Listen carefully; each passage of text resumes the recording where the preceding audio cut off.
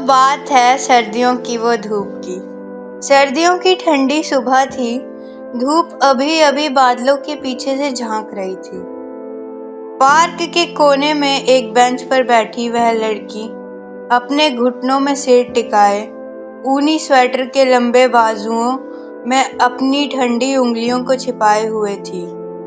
उसकी बड़ी कोट का पल्ला नीचे गिर रहा था और उसका ध्यान कहीं दूर भटक रहा था।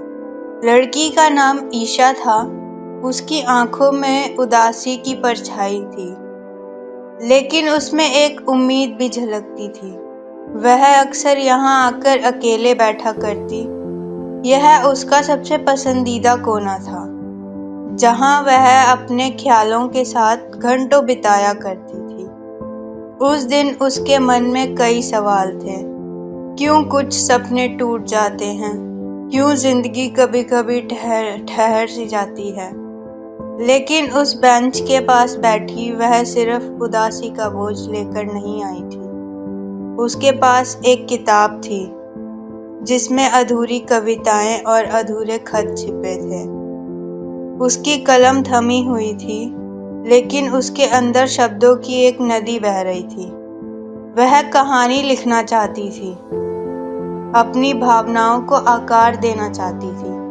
वह जानती थी कि हर अधूरापन, हर दर्द एक नई शुरुआत की राह दिखाता है।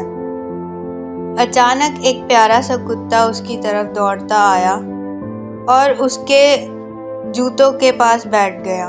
वह मुस्कुराई। यह पहली मुस्कान थी जो उसके चेहरे पर कई दिनों बाद आई थी। ईशा ने कुत्ते के सिर पर हाथ फहराया और सोचा, शायद उसकी कहानी का पहला किरदार यही हो।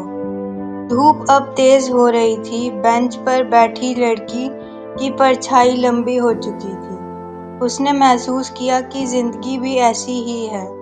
हर ठंडी सुबह के बाद धूप जरूर आती है।